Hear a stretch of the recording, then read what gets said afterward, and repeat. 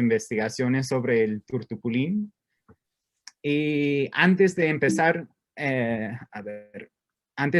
me gustaría tomar un momento para dedicar esa exposición a mi novia, a la memoria de mi novia, que falleció el año pasado. Bueno, como muchos aquí saben, Paloma era una ornitóloga peruana, limeña, y estoy seguro de que ella estaría feliz de vernos hoy hablando sobre aves y aves limeñas. Bueno, quiero empezar con darles un breve contexto sobre el turtupulín. Como muchos ya sabrán, es ampliamente distribuido a lo largo del continente americano. Y son 12 subespecies descritas desde el extremo sur de Estados Unidos hasta Argentina. Y es bien reconocido a lo largo de su distribución por su brillante plumaje rojo, que pueden ver aquí mostrado por una bonita toma de Miguel. Pero como también sabrán, hay un morfo marrón oscuro en la costa del Perú. Y les voy a hablar sobre ese morfo melánico y mis investigaciones sobre ello. Debo empezar, creo, aquí, que el morfo melánico fue descubierto por Darwin en el Callao en 1835 y junto a los individuos rojos corresponde a la subespecie Obscurus y la subespecie fue descrita por el famoso ornitólogo británico John Gould en 1839. Y debo mencionar también que hay individuos melánicos hasta el sur de Perú y sobre todo en la zona de Cocachacra, ahí en el río Tambo, cerca, bueno, en el mismo lugar donde tienen ahora bueno, problemas, digamos, con la mina Tía María.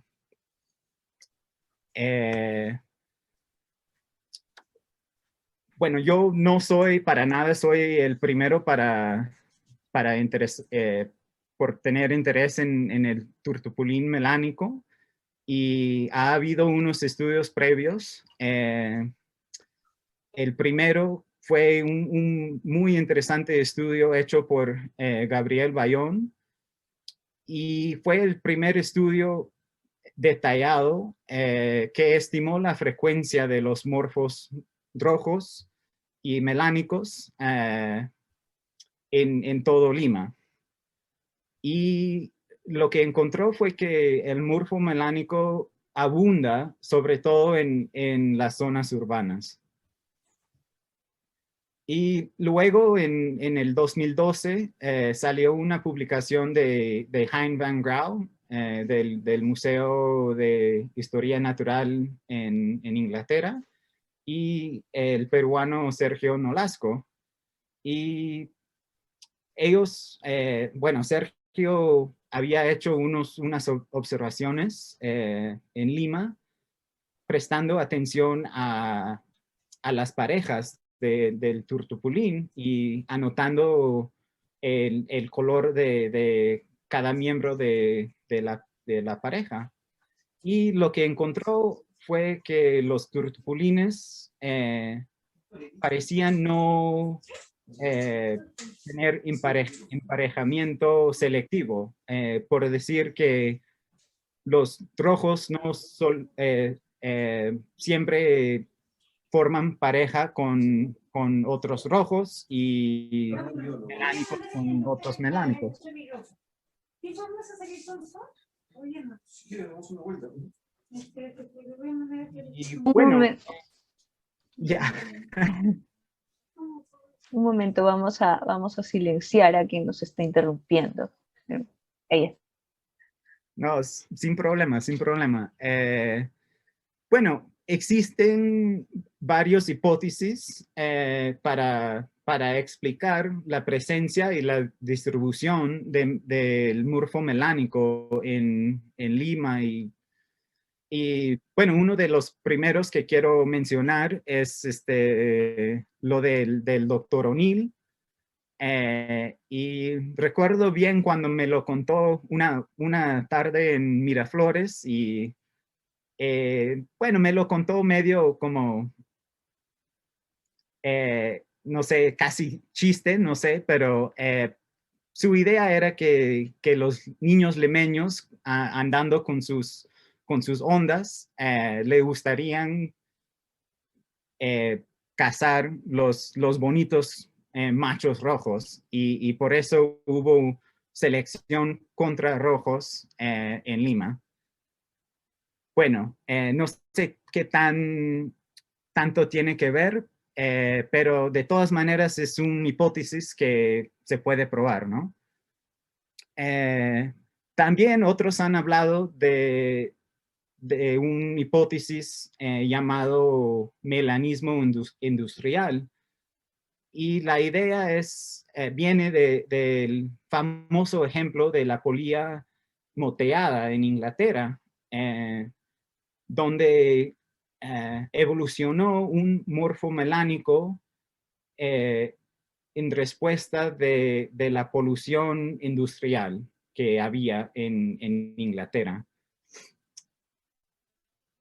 Y es posible que también puede estar pasando con los turtupulines en Lima.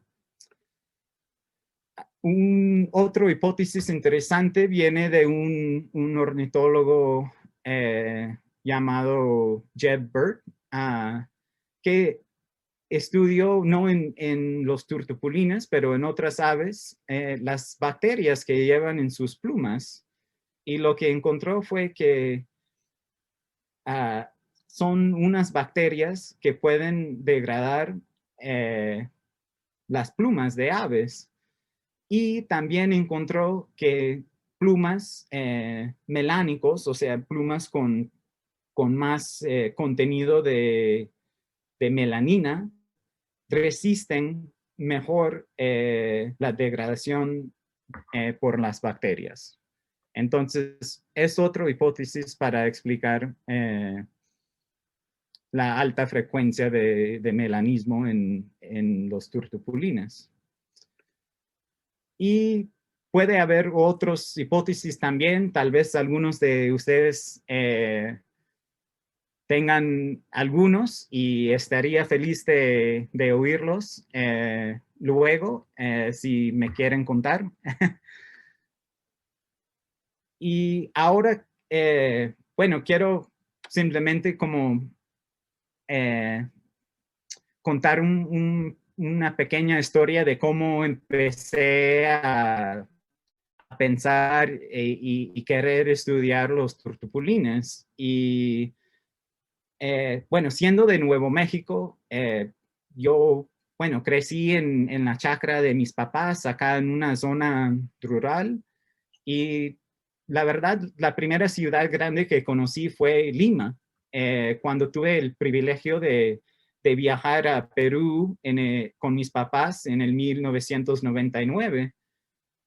Y bueno, me impresionó una ciudad tan grande y bueno, poco a poco fui aprendiendo más sobre aves y junto a mis papás que también son biólogos, empecé a estudiar aves en Perú y llegué a tener la oportunidad de estudiar el turtupulín para mi tesis de maestría,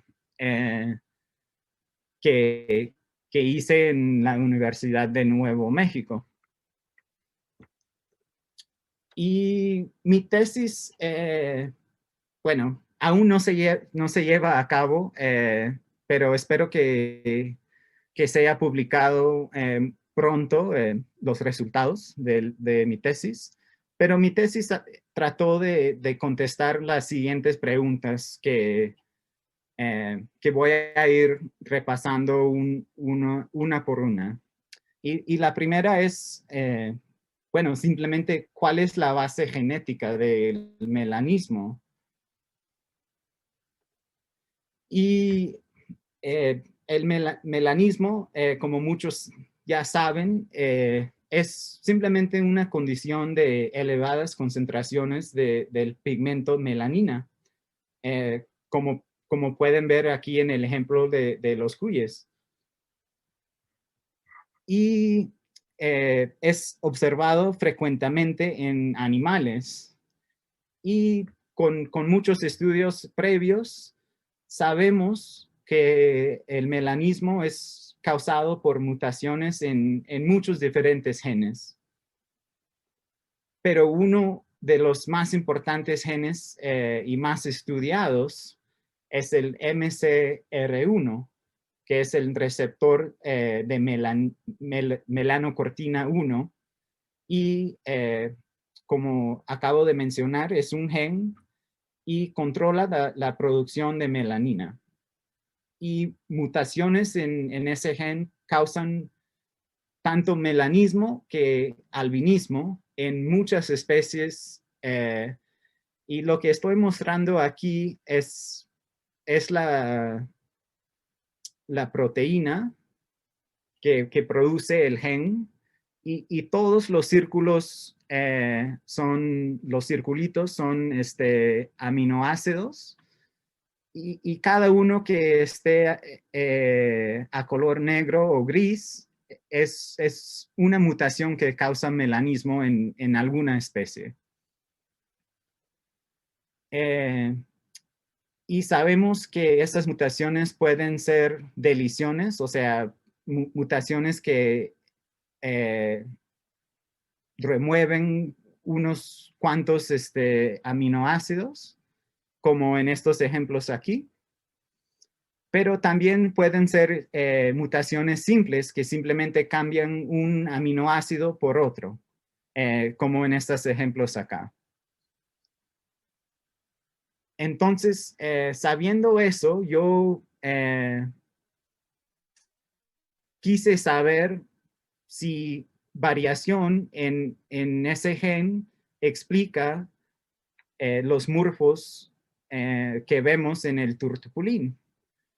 Y para contestar esa pregunta, usé unas colecciones de la especie colectados en Lima y las afueras de Lima. Y lo que hice fue extraer el ADN, como pueden ver aquí, y luego secuencié el gen usando unos métodos en el laboratorio, bastante simples, pero estaría feliz de explicar más sobre ello luego si alguien tiene preguntas.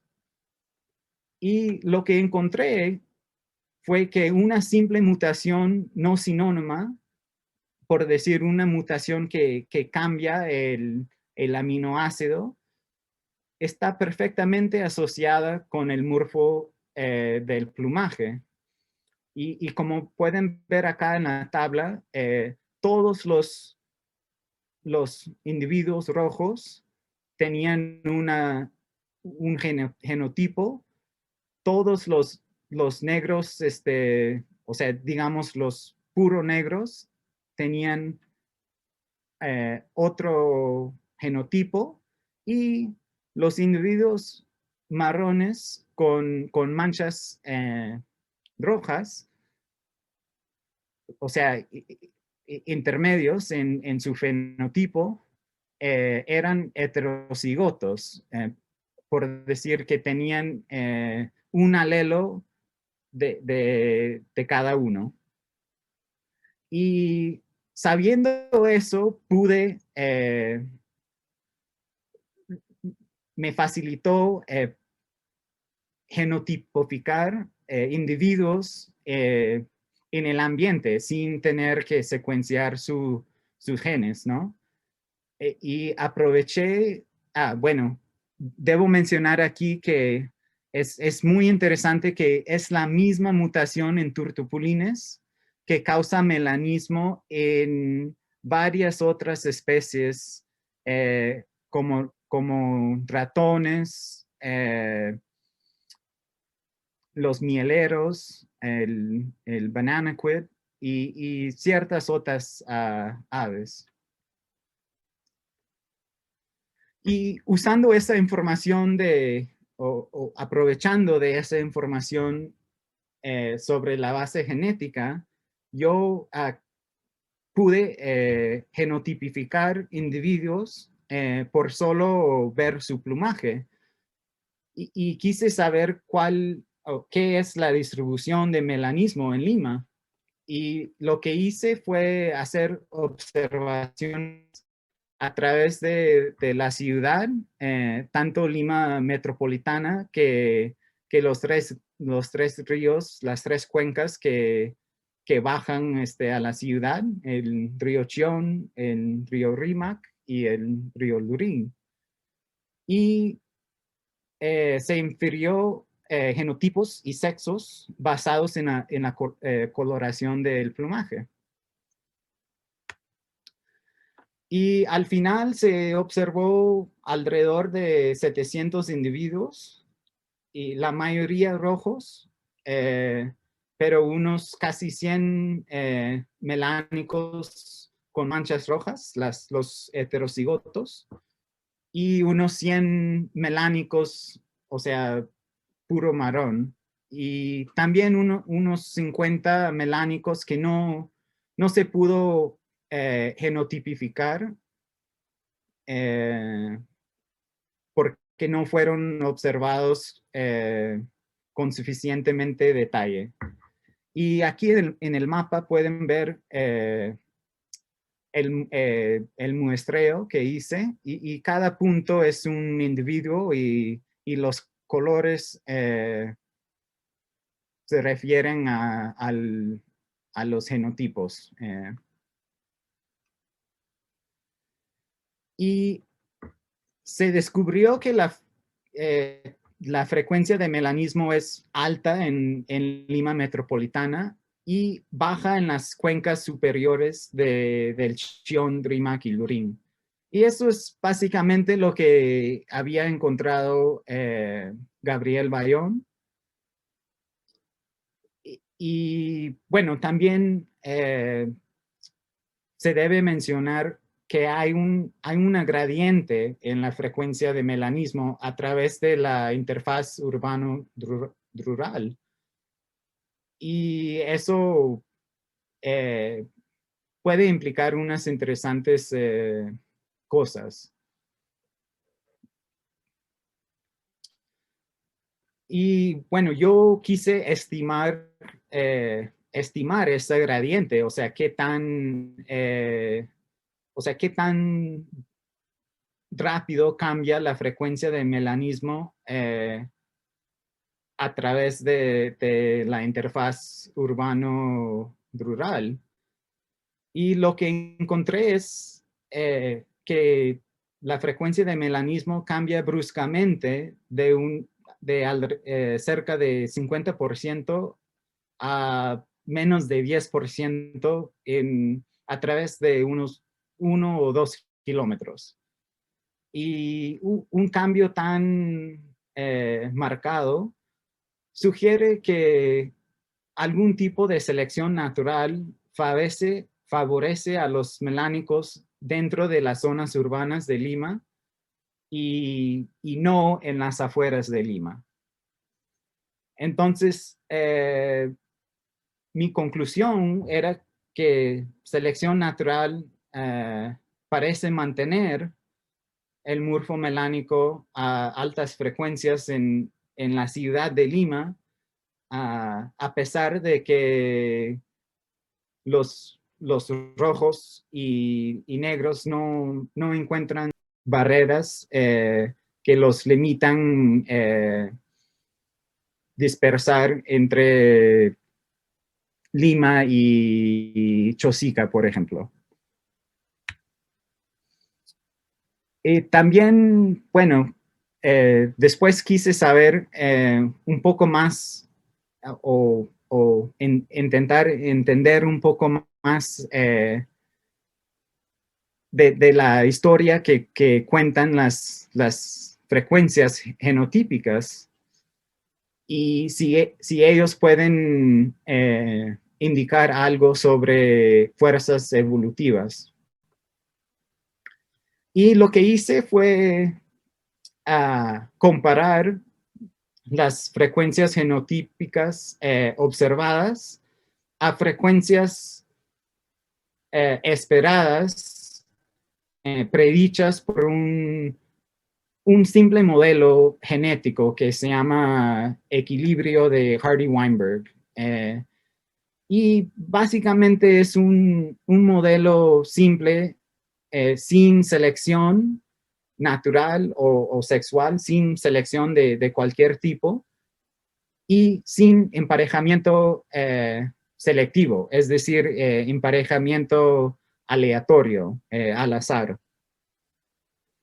Y haciendo esas comparaciones, uno puede tener una idea de si hay fuerzas evolutivas, como la selección, por ejemplo. Específicamente, diferencias entre las frecuencias observadas y las frecuencias predichas por el modelo implicarían selección natural que favorece un genotipo o también que hay emparejamiento selectivo. Y voy a volver al tema de emparejamiento selectivo en unas diapositivas.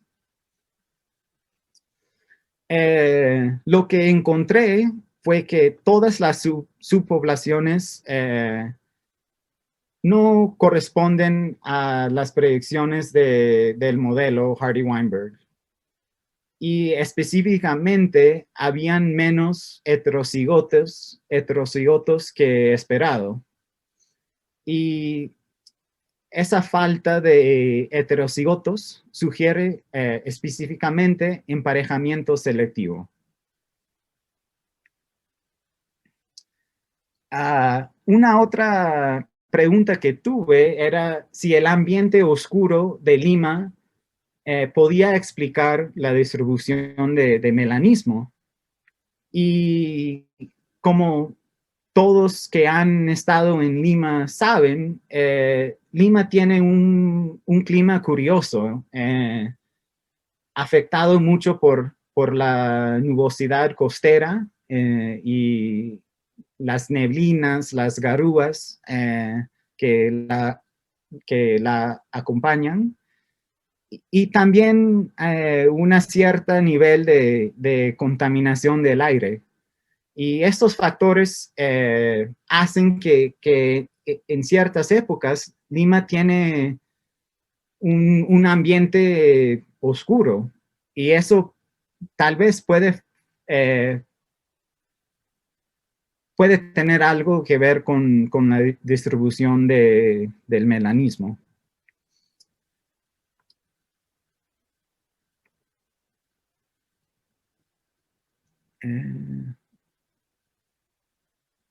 Lo siento, estoy con unos problemas.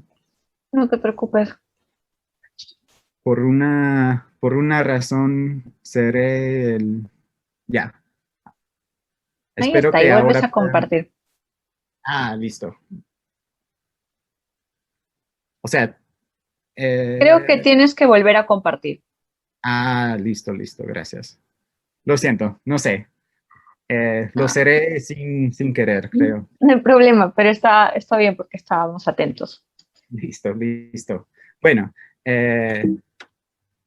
lo que hice para contestar esas preguntas fue obtener unos datos sobre contaminación del aire y usé unos datos gratis que produce NASA y básicamente son datos de todos los partículas que hay en el aire, tanto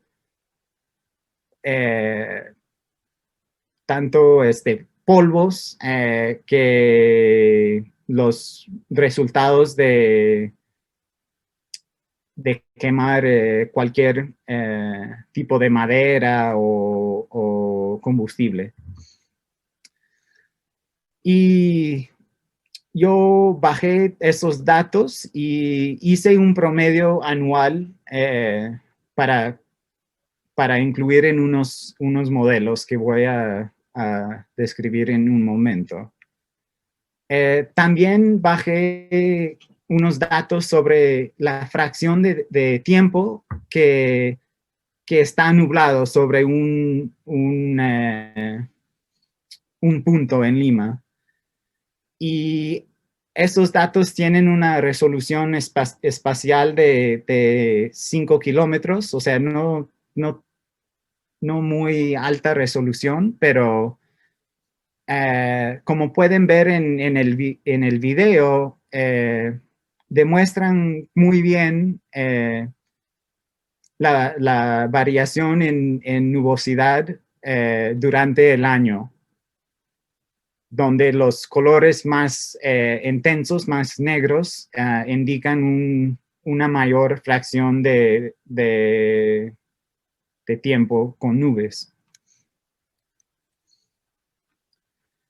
Y también obtuve datos parecidos de la densidad de nubes en vez de la fracción del tiempo que está nublado sobre un punto. Y esos datos tienen una resolución un poco mayor, pero igual a las otras, los otros datos también demuestran el mismo patrón de alta nubosidad durante unos meses del invierno limeño.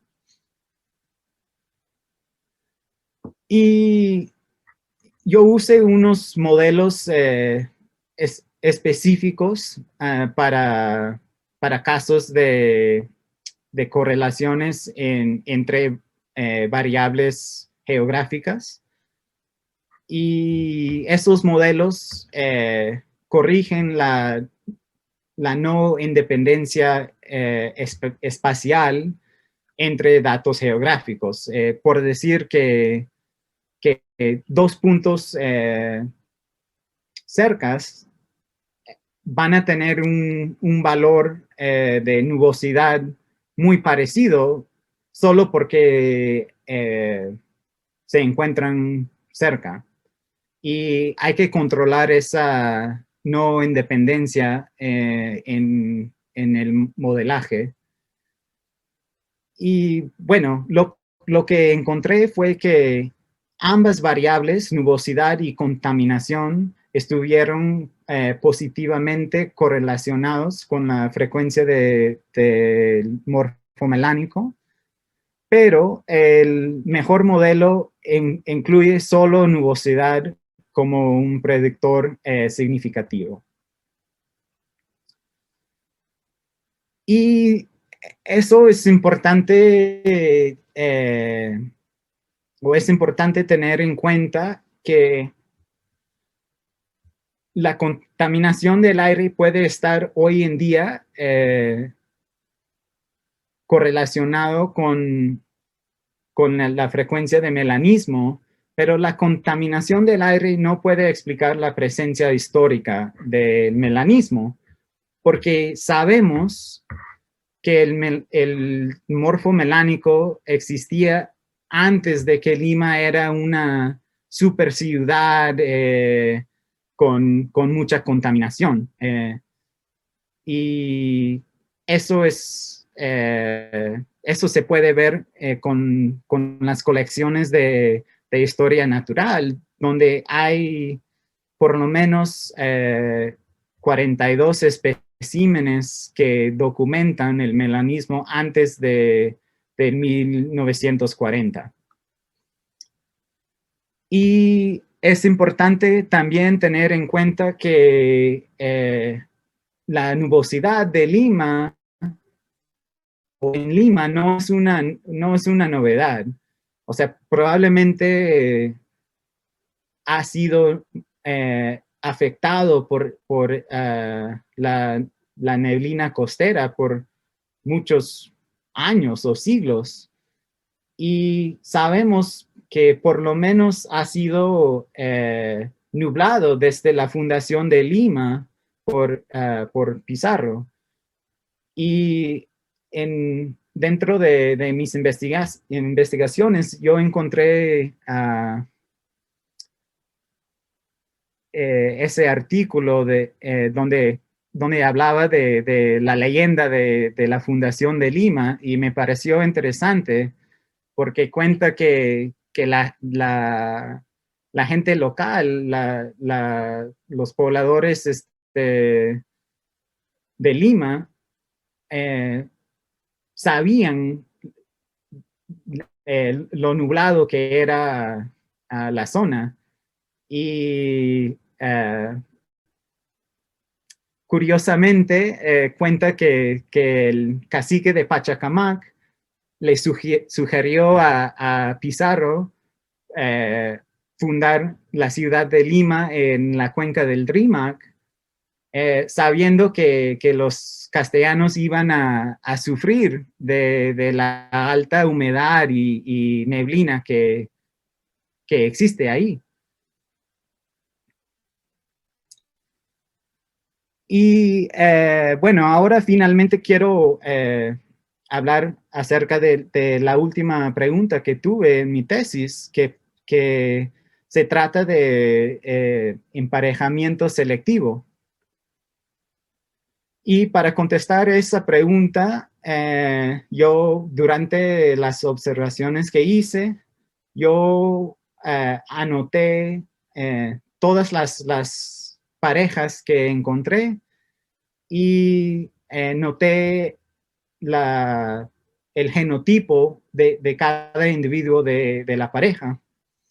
Y probé si hubo emparejamiento selectivo usando una estadística que se llama Fisher's Exact Test. Lo que encontré en las 85 parejas que observé, que el 80% de ellas tuvieron individuos del mismo genotipo y casi 90% de ellas tuvieron individuos del mismo color, o sea, el mismo fenotipo. Y eso pues es evidencia de que sí hay emparejamiento selectivo y que eso puede explicar el déficit de heterocigotos que encontré en las, a través de Lima. Y también sugiere que el emparejamiento selectivo junto a la selección natural ayuda al mantenimiento del morfomelánico en Lima. Entonces, para como resumir todo, encontré que un solo gen causa el melanismo en el turtupulín, que la concentración del melanismo excede el 50% en el centro de Lima, en Lima metropolitana, a pesar de la proximidad de poblaciones rojos y la ausencia de barreras de dispersión, por ejemplo, entre Santa Rosa de Quibes y Callao. También encontré que aparentemente la selección natural favorece el melanismo en el ambiente oscuro de Lima, que es generado por una concentración de neblina muy alta, notable. Y también que el emparejamiento selectivo junto a la selección natural contribuye al mantenimiento del melanismo en el centro urbano nuboso de Lima.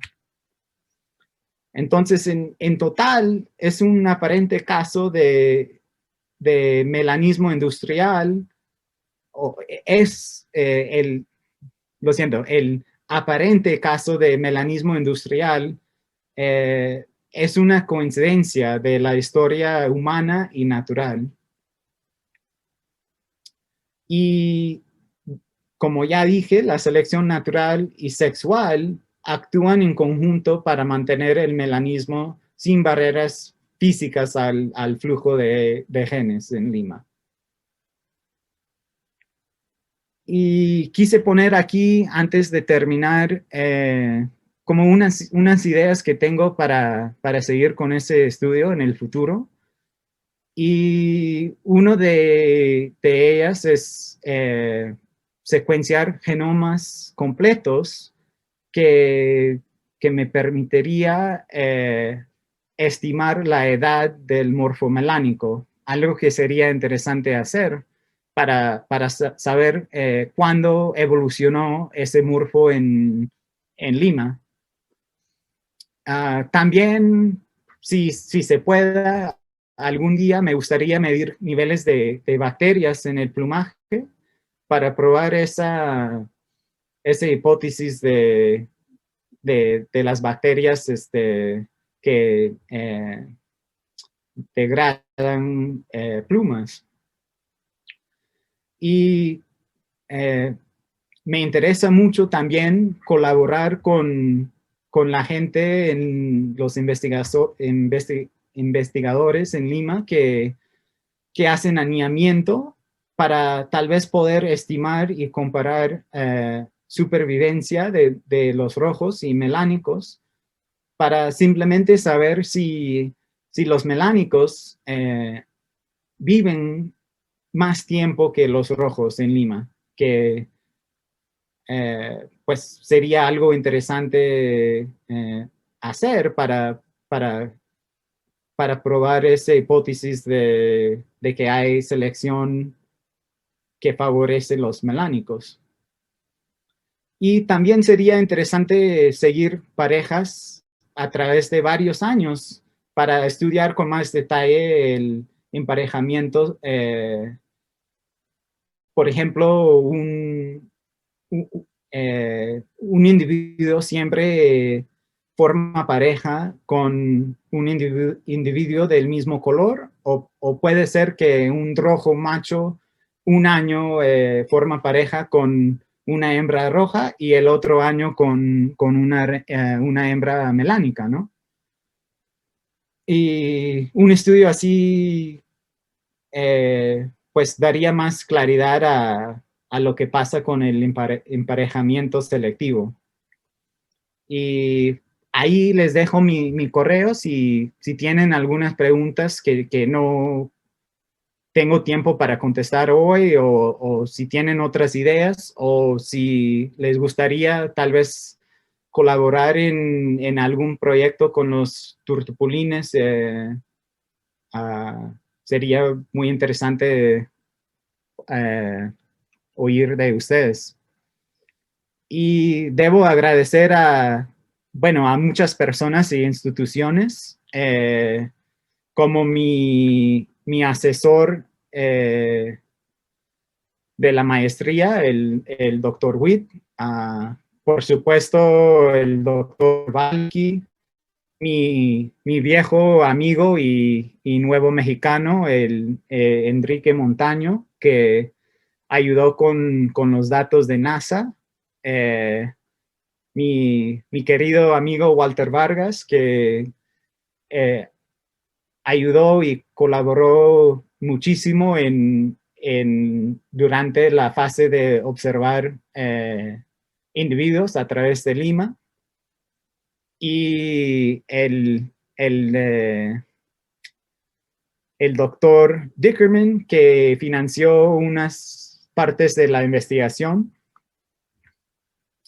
Y finalmente estas instituciones que facilitaron especímenes o fondos para cumplir el estudio.